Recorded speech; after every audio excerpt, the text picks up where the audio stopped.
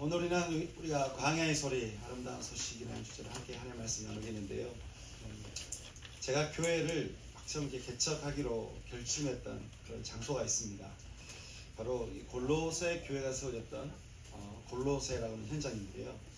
여러 번의 지진 때문에 지금 그곳은 빈들이 되었지만 그곳에 딱 서보니까 여기에 예수님의 제자들과 사도 바울이 이렇게 다녔을 거라고 생각을 하니까 눈에 보이는 건 빈들인데 마음의 눈으로 보이는 그곳은 풍성한 가을 추수밭인 거예요. 나중에 제가 이스라엘 오병이 현장에 들렸을 텐데요.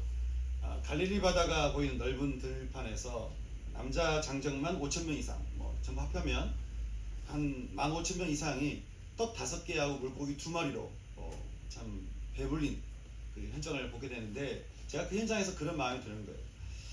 분명히 이곳은 빈들이었는데 예수님으로 인해서 이곳이 풍성한 들판이 되었다는 것이죠.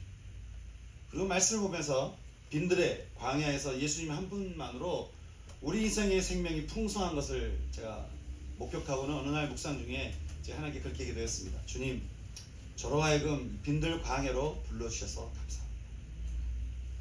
아무것도 없어도요, 오직 예수님으로 인해서 이제껏 그랬지만 교회도 생명으로 풍성하게 될 줄 믿습니다. 자, 그런 마음으로 기도를 한 것이죠. 여러분도 그런 것 같습니까? 그래서 제가 교회 이름을 빈들의 풍성한 교회로 제 이름을 지었습니다. 광야 같은 우리 인생의 생명의 근원이신 예수님으로 인해서 풍성함을 누릴 수 있다는 사실만큼 기쁜 소식은 없는 것 같습니다. 저는 이 광야에 외치는 자의 소리를 통해서 저는 여기 있는 모든 분들 가운데 주님이 주시는 생명의 풍성함, 그리고 생명의 충만함, 그 생명의 능력이 저는 여러분 모두에게 부어질 수 있기를 주님의 이름으로 축원합니다. 오늘 우리가 읽은 마가복음 말씀에 보면 늘 이렇게 불안불안한 신앙을 가졌던 마가라는 사람이 이게 좀 광야 생활을 하던 중에 예수를 만났어요. 그리고 나서는 이렇게 고백을 하는 거예요. 1장 1절 말씀에 말하기를 하나님의 아들 예수 그리스도의 복음의 시작이라. 이 말은 광야 같은 우리 삶의 기쁜 소식, 그 평안과 영광이 찾아오는 그 시작점이 바로 하나님의 아들 예수 그리스도에게 있다. 그러면서 이 소식이 예수님을 아는 모든 사람들에게 임하기를 바라는 마음에서 광야에 외치는 자의 소리를 이렇게 대변해서 얘기하고 있는데, 어떤 소리였을까요?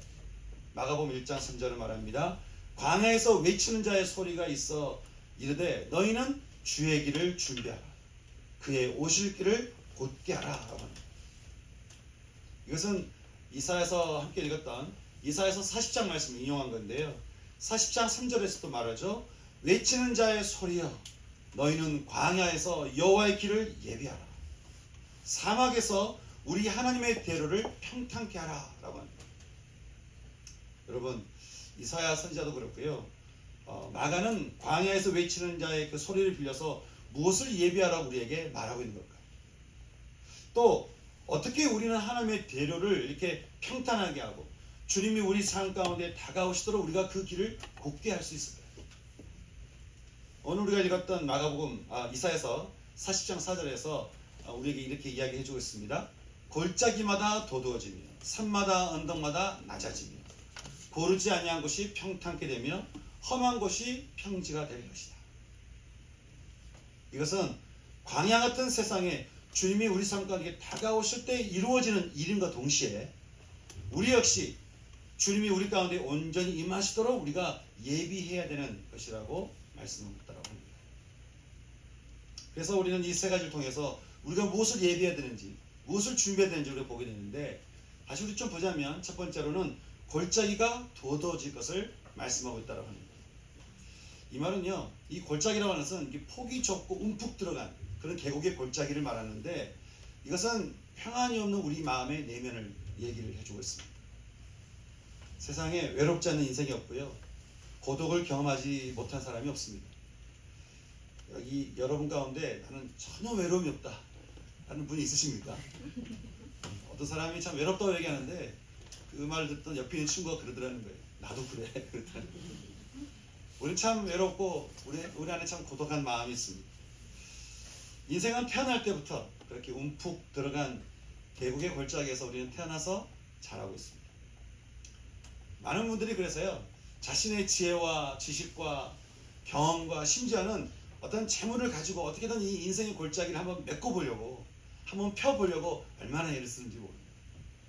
그러나 의는 없나니 하나도 없다고, 스스로 골짜기를 메꿀 수 있는 의를 가진 자는 이 세상에 하나도 없다라고 성경은 우리에게 말씀해 주고 있습니다. 여러분, 이 세상에서요, 누가 스스로 인생의 골짜기를 펼 수 있겠습니까? 제가 언젠가 상담대학원에서 공부하는데 한 교수님이 문득 저를 보면서 그렇게 질문하시는 거예요. 여기 학생 중에 목사님이 계시는데 제가 한번 물어보겠습니다.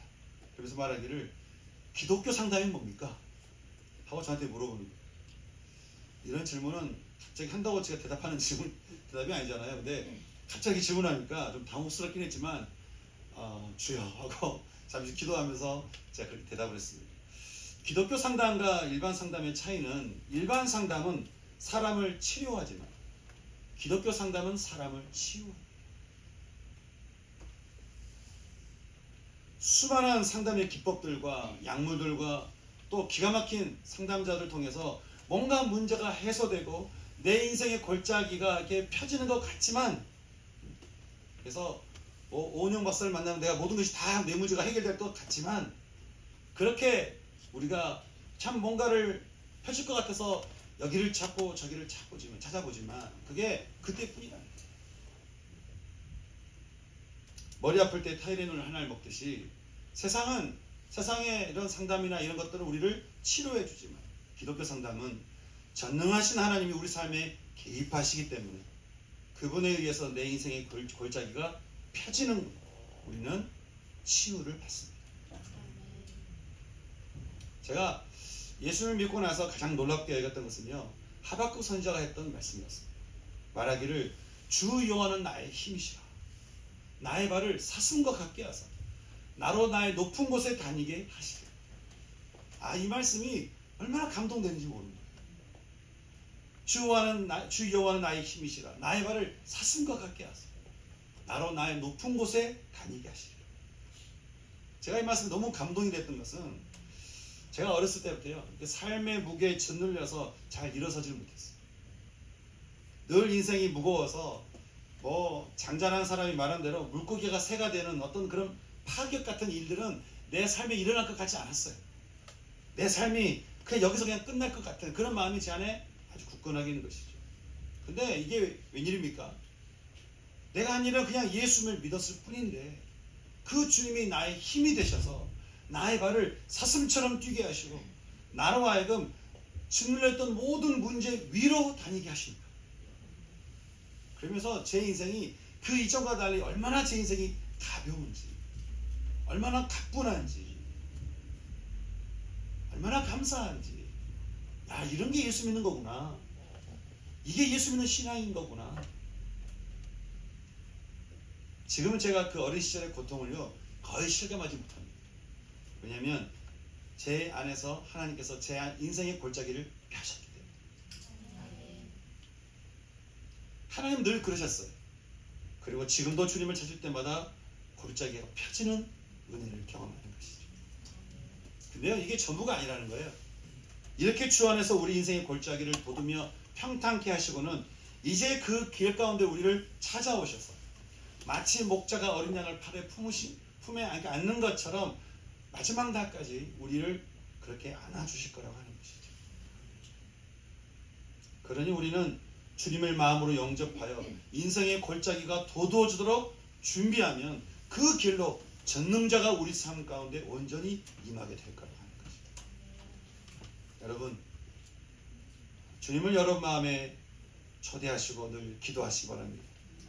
주님, 제 인생의 골짜기 가운데 오셔서 이 굴곡진 마음, 하나님, 세상에 어떻게 해볼 수 없는, 세상에 아무도 이것을 해줄 수 없는 하나님, 이 굴곡진 이 마음, 이 인생이 펴지게 하여 주옵소서. 저는 이 시간 여기 계신 모든 분들의 마음에 있는 골짜기가 치유하시는 예수님으로 인해서 고침받고 치유받는 은혜가 여러분 가운데 충만할 수 있기를 주님의 이름으로 축원합니다. 또 두 번째로 준비할 것이 있는데, 그것은 산마다 언덕마다 낮아질 것을 말씀하십니다. 이것은 스스로 높아진 마음에서 겸손의 자리로 내려오는 것을 말씀합니다. 어떤 청년이 젊은 나이에 좀 성공했어요. 높은 자리에 오르게 됐는데 이게 사람들이 다 자기한테 자기를 칭찬하고 자기를 인정하고 또 사람들이 자기를 자기 인사하기 시작하니까 자기도 모르게 사람들을 무시하게 되더래요. 그리고 자기도 모르게 사람들을 판단하고 비난하면서 이거를 내가 마치 그렇게 해도 되는 것처럼 자기가 생각이 들더라는 거예요.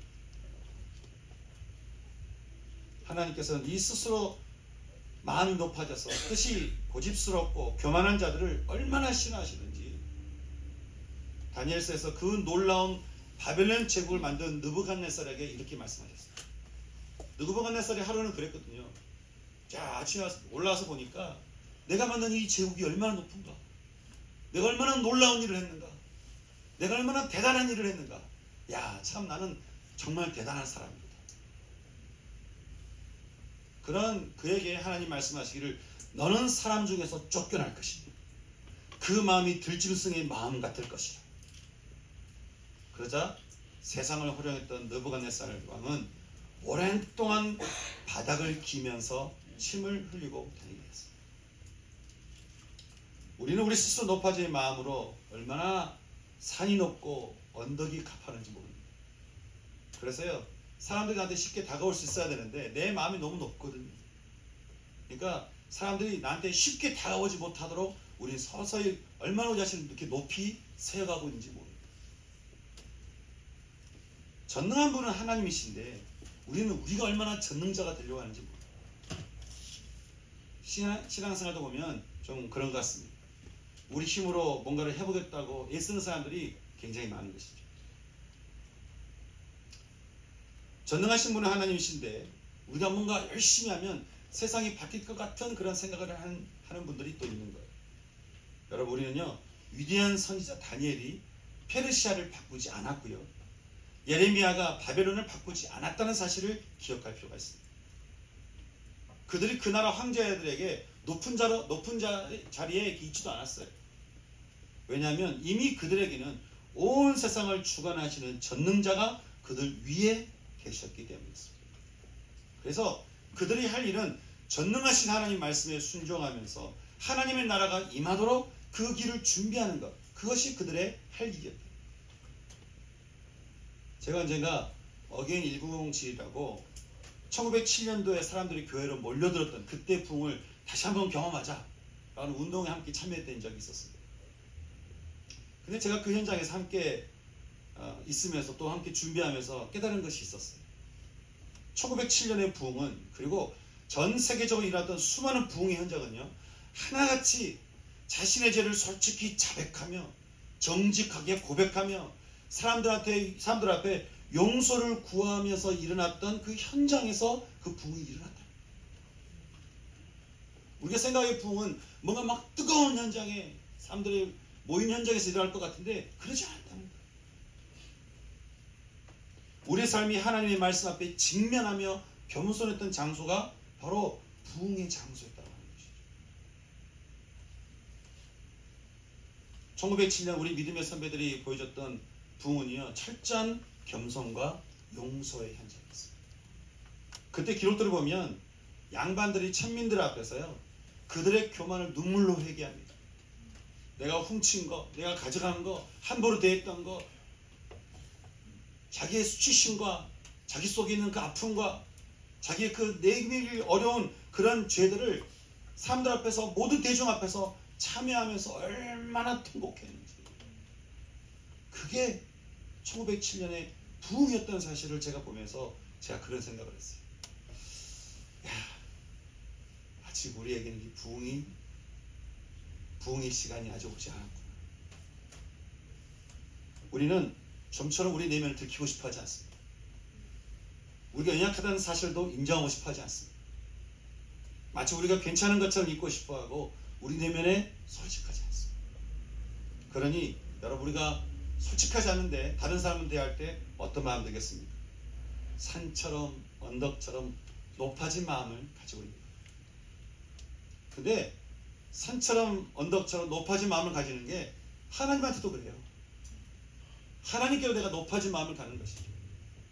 마치 이렇게 뭐 좀 알았다고 이렇게 대드는 부모에게 대드는 아이들처럼 높아진 마음을 가지고 우리가 하나님께 요구하고 하나님을 원망하고 하나님을 불평하고 따지는 그런 사람들이 얼마나 많은지. 물론 우리의 부모님들처럼 하나님도 그런 우리 마음을 이렇게 좀 받아주시긴 하지만 하나님 높아진 마음이 얼마나 싫으신지 교만한 아주 망하는 첫째 길이요. 거만한 마음은 사람들을 넘어지게 하는 것이라고. 그게 제일 먼저 넘어지게 하는 것이라고 말씀하셨습니다. 여러분, 우리가 어떻게 하면 스스로 높아진 산이나 언덕에서 우리를 내려올 수 있을까요? 이게 우리의 죄된 본능이거든요. 자꾸 높아지려고 해요. 살면 살수록, 배우면 배울수록, 경험하면 경험할수록 우리 자꾸 높아지려고 해요. 우리는 어떻게 하면 높아진 것에서 우리는 내려올 수 있을까요? 우리는 두 가지를 기억할 필요가 있습니다. 먼저는 전능하신 존재는 오직 하나님이심을 인정합니다. 전능자가 내가 아니에요. 우리가 뭔가를 많이 알았다고 해서 여러분 그게 해결책이 아니에요. 우리가 뭔가를 경험했다고 해서 그게 전부가 아니에요. 전능자는 오직 하나님 뿐이시다.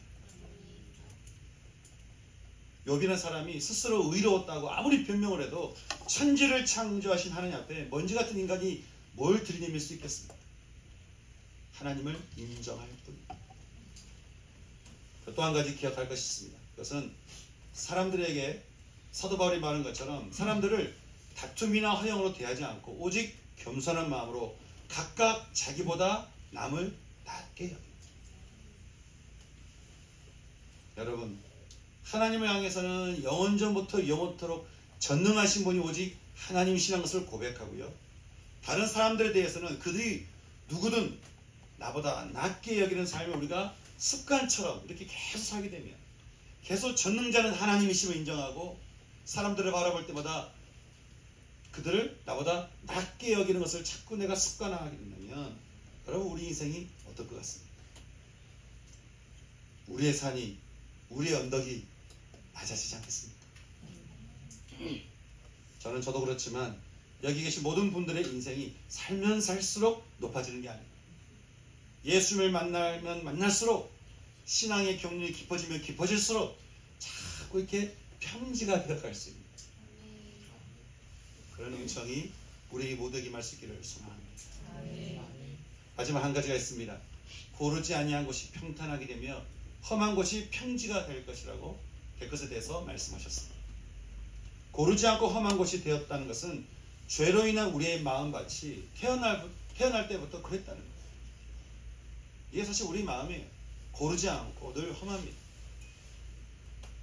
사람의 구원을 두고요. 많은 사람들이 각각 길을 이렇게 제시하지만 여기에 구원이 있다. 이것이 구원이다. 이렇게 하면 구원이다라고 말을 사람들이 많이 얘기하지만 여러분 그렇게 말했던 수많은 사람들 지금까지 살아있는 존재가 없습니다. 본인이 구원을 못 받은 거예요. 그러니까 그렇게 유명했던 사람, 유명한 철학자들 사람들이 얘기를 했던 그 구원을 말했던 그 사람도 지금 현재 없어요. 여러분 우리의 구원을 위해서 오셨고 우리의 구원을 위해서 대신 죽으셨으며 우리의 부활을 위해 다시 살아나사 500의 형제들에게 동시에 일시에 나타나시고 후에 하늘로 승천하신 분은 그래서 그 구원을 완성하신 분은 예수님밖에 없는 것이죠. 우리가 예수님을 믿는 이유인 것입니다. 마가가 말하죠. 복음, 우리 인생의 기쁜 소식의 시작은 하나님의 아들 예수 그리스도에게 있다는 것입니다. 여러분 주님이 십자가에서 모든 피를 다 쏟아내고 죽으신 이유가 뭐겠습니까? 골짜기 같은 우리 인생을 펴시기 위해서였습니다. 주님이 이 땅에서 수많은 고난을 당하셔야만 했던 이유가 뭐겠습니까? 높아진 우리 마음을 낮추기 위해서였습니다. 그리고 주님이 이 어두운 세상을 뚫고 들어와서 우리를 찾아오신 성탄의 그 은혜의 날을 우리에게 주신 이유가 뭐겠습니까? 고르지 않고 험악했던 우리 인생을 평탄하게 하시기 위해서였습니다. 그렇게 우리를 찾아오신 주님 안에서 우리의 골짜기가 도도해지고 산마다 언덕마다 낮아지며 고르지 않고 험한 곳이 평탄하게 될 때에 이사야 선지자가 말합니다. 보라, 주 여호와께서 장차 강한 자로 너에게 임할 것이요 친히 그의 발로 너를 다스릴 것이요. 그는 목자같이 우리를 먹이시며 어린 양을 그 팔에 안으신 것처럼 우리를 안아주실 거라고 하는 것이죠.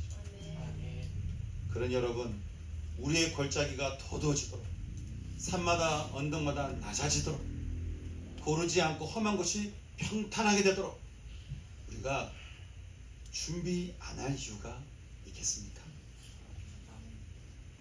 여러분, 이 길이 펴지도록 도우시는 주님을 따라서 우리 길이 펴져갈 때 영광의 주님이 다시 오셔서 우리 영광의 아버지의 집으로 인도하시겠다라는 이 복음 앞에 여러분, 우리는 어떻게 해야 될까요? 광야에서 들려왔던 소리, 너희는 주의 길을 준비하라. 그의 오실 길을 곧게 하라. 골짜기마다 도도해지며 산마다 언덕마다 낮아지며 고르지 아니한 곳이 평탄하게 되며 험한 곳이 평지가 되게 하라고. 그럴 때에 영광의 하나님께서 그 길을 따라 우리 인생을 찾아오시고는 우리를 온전케 하실 거라 하나님, 이 아름다운 소식. 여러분, 우리는 어떻게 해야 되겠습니까? 하나님께서 말씀하셨습니다. 너희는 나의 백성을 위로해라. 위로하되 그들의 마음에 닿도록 외쳐라. 뭘 외치라고 하셨을까요? 너희들의 노역의 때가 끝났다는 거예요. 너희들이 세상에 붙잡히는 그 모든 날들이 끝났다는 거예요. 너희들이 그게 상처가 됐든 아픔이 됐든 무슨 어떤 것이 됐든 간에 너희를 붙들고 있는 모든 포로의 생활은 끝났다는 거예요. 너의 인생의 고난은 끝났다.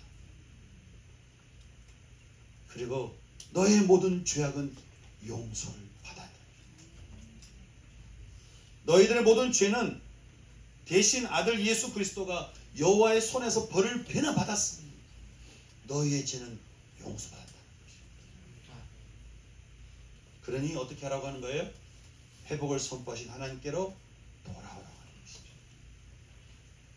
그리고는 골짜기들은 돋으며 산마다 언덕마다 낮아지며 고르지 않고 험한 곳은 평지가 되게 해서 영광의 주님이 직접 너희 삶 가운데 임하시도록. 이제까지는 내가 내 뜻대로 살았다 한다면 이제부터는 영광의 주님이 내게 임하여서 영광의 주님에 의해서 인생을 살아가도록 그 영광의 찬 삶을 살라고 우리에게 말씀하셨는데, 여러분, 이 아름다운 소식 앞에 우리도 우리의 불신과 교만과 우리의 죄성을 어떻게 해요? 자복하며 통회하며, 그래서 우리에게 주어진 이 아름다운 소식이 우리 가운데 온전히 임하도록 그 길을 예비할 수 있는, 저는 저와 여러분 될 수 있기를 소망하는 것입니다. 그래서 우리가 오늘 주신 이 말씀, 광야에서 외치는 소리, 이 아름다운 이 소식 앞에 저는 우리도 함께 그 소식을 받아들일 수 있는 시간이 됐으면 좋겠습니다. 사랑하는 성도 여러분, 우리 시간 주님 앞에 잠잠히 나가셔서요, 여러분, 진짜 1907년에 이 땅에 커다란 부흥 역사가 일어났다는 그때죠. 여러분, 우리 겸손하게, 우리의 모든 불신을 회개하면서, 우리 교만을 내려놓고, 우리의 죄성을 자복하면서 이 시간 주님이 온전히 내 삶을 다스려 주시도록, 그래서 여러분, 회개함과 주님이 내 삶 가운데 임하시도록 기도할 수 있는 그런 시간 됐으면 좋겠습니다. 우리가 오늘 주신 말씀 따라 우리 같이 기도하는 시간 가져볼까요? 같이 기도하시면서 여러분 마음 가운데 있는 모든 상처나 아픔과 모든 것들 여러분 주님께 다 맡겨드리십시다. 여러분 높아진 마음 다 내려놓으십시다. 여러분, 우리 그만 내려오십시다.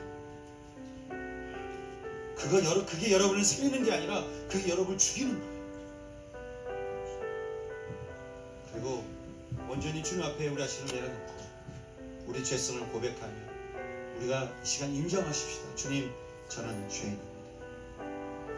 저를 불쌍히 여겨주시고 십자가 보혈의 피로 제 마음을 씻어 주시옵소서. 이렇게 기도할 수 있는 시간 됐으면 좋겠습니다. 같이 기도하겠습니다. 기도하시겠습니다. 하나님 아버지, 시간 주님, 하나님, 우리가 정직하게